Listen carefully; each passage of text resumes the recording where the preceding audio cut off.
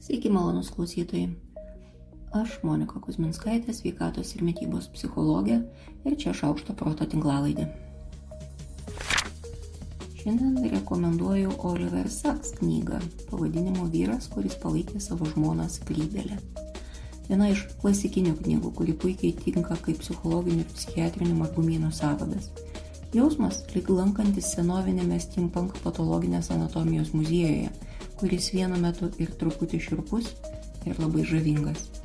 Jei dar neskaitėte ir ieškote kažko tokio, maloniai prašom, rekomenduoju.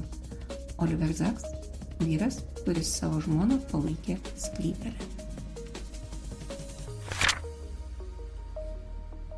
Saldumo tema kibi, todėl dar šiek tiek apie ją.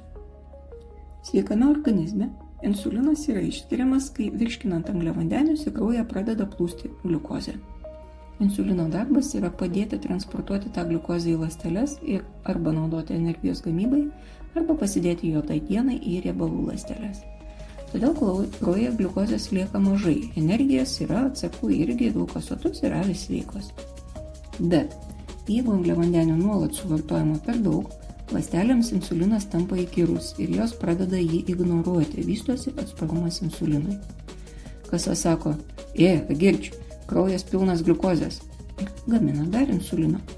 Todėl kraujyje yra ir daug gliukozės, ir daug insulino. Tokia pakitusi medžiagų pusiausvyra yra minkštai klotas kelias į antro tipo diabetą ir visokias autoimuninės ligas. Beje, kartais organizmas natūraliai atsisako reaguoti į insuliną, kai vyksta pristaikymas prie pakitusių medžiagų apykaitos sąlygų, pavyzdžiui, nėštumo metu arba po pilvo operacijų. Tačiau tai trunka trumpai. Atsparumo insulinui požymiai yra padidėjęs alkio jausmas, nuovargis, negebėjimas sukaupti dėmesio, viršsvoris ir sunkumai jo atsikratant, padidėjęs cholesterolio ir gliukozės kiekis kraujyje, padidėjęs kraujo spaudimas. Kadangi tuo skundžiasi beveik kiekvienas jaunas ambicingas karjeros siekiantis, tai bent jau nereikėtų bandyti situacijos dar labiau bloginti, pakeliant ūpą. Taip norisi kažko saldaus, turbūt pavargau, aš nusipelniau būtent taip, pakeliant ūpą vieną kitą bandelę ar super turbolatę su sirupu. Beje, kartu su nutukimu vystosi ne tik atsparumas insulinui, bet ir atsparumas leptinui, kuris yra sotumo hormonas, o nereaguojant į leptiną, neįjungiamas sotumo signalas, todėl žmogus nuolat persivalgo. Ir čia užsibūrė ratas. Pirmiausia, ką reikia daryti, tai mankštintis ir atsisveikinti su viršsvoriu. Kai kurie tyrimai sako, kad labiau tinka mityba suvartojant mažą angliavandenių kiekį. Žinoma, pasitarkite su savo gydytoju. Tikiuosi, kad dabar žodis insulinas bus nebe toks panašus į adatą, ar taip? Kai nusprendžiam kažko nevalgyti ir nevalgom, ar dėl patiriamos įtampos ir nerimo susikūrėm daugiau bėdų, ar kaip tik savim didžiuojamės, todėl ilgainiui išmokstame nemėgti to maisto, kurį nusprendėm apeiti ratu. Šis tyrimas apie tai. Pasirodo, pirmojų atveju sprendimas sustoti niekaip neveikia paties maisto vertinimo. Jeigu jo norėjome, tai ir norėsim toliau. Tačiau jeigu mums pavyko padaryti tai, ką patys savo nurodėm, šiuo atveju sustoti arba tęsti tyrėjų pateiktą užduotį ir mes dėl to savim labai džiaugiamės, tada maistas, ties kurio mus ištiko sėkmė, mums patinka labiau. Mes pradedam grupuoti sėkmę su maistu. Na, o dabar prisiminkim, koks iš tiesų maisto kontrolės tikslas gyvena mūsų galvose. Per dažnai tai būna dabar laikinai valgysiu X salotas, kad po to visą laiką galėčiau valgyti Y pyragėlius. Todėl niekada sprendimo nebevalgysiu Y, nebevalgysiu pyragėlių taip ir nepadarom. Dar prisiminkim, kaip mes švenčiame sėkmes su daržovių salotų dubeniu ar su pyragėliu. Tai va, kas sutampa su sėkme, tą mes ir mėgstame.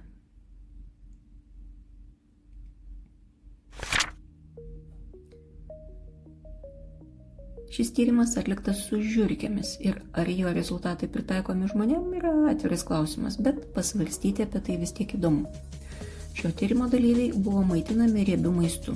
Pagal rezultatus žiurkės buvo padalintos į dvi grupės – atsparias ir nutukusias.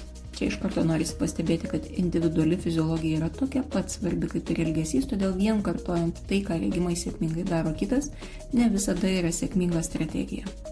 Visigi gavo vienodą maistą, o vis tiek vieni nutuko, kiti nenutuko.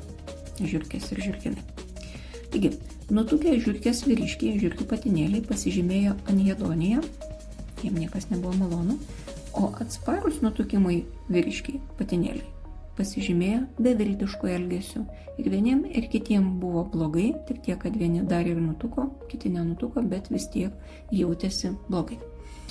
Nutukusios žiurkės moteriškės arba patelės atvirkščiai pasižymėjo beviltišku elgesiu, bet anhedonijos ženklų nebuvo, nepriklausomai nuo to, kokioje vaisingumo fazėje jos buvo. Tai kitų hormonų įtakos čia skaičiuoti negalim. Na, vis tiek man tai dar vienas įrodymas, kaip viskas su visko susiję. Atrodo, kad čia tik apie riebų maistą, bet iš karto ir apie nuotaiką, ir apie elgesį. Viskas nėra taip paprasta, kaip mums būtų patogu, kad būtų. Bet užtat kaip įdomu. Lėkštė su zuikučiu. Šis tyrimas mane nubloškė tiesiai į darželio laikus. Mūsų grupėje buvo viena lėkštė su zuikučiu ant dugno, kitos buvo tik su apvadais. Manau, kad tą zuikį drąsiai galėčiau nupiešti ir dabar esu tiek į jį spoksojus. Kiekvienos sriubos metu tai būdavo didžiausias lobis. Kai lėkštė buvo pilna, jos atpažinti buvo neįmanoma. Todėl sriuba kartu būdavo ir loterijos bilietas. Tas, kuris pamatydavo pilkos ausies kraštelį, buvo tos valandos karalius. Tačiau šis tyrimas ne apie zuikučius. Jei ant lėkštės dugno yra atspausdintas tekstas, kurį valgomas maistas dalinai dengia, tai žmonės yra linkę suvalgyti viską vien tik vedini smalsumo apie tai, kas ten parašyta. Tyrėjai akcentuoja, jog tai gali reikšmingai padėti su maisto švaistymu. Na, o mes pasidarykim tokią išvadą, kuri mums naudinga. Kam reikia paskatinti valgymą, rinkime mergas lėkštės. Gal mėly keramikai manęs klausosi ir jau sekančiam kaziukui prigamins pasakomis ir eilėmis aprašytų lėkščių. Gal net rasiu kokią su zuikučiu? O tiem, kam reikia kontroliuoti valgymą, rinkime lygias ir neįdomias lėkštes. Skanaus.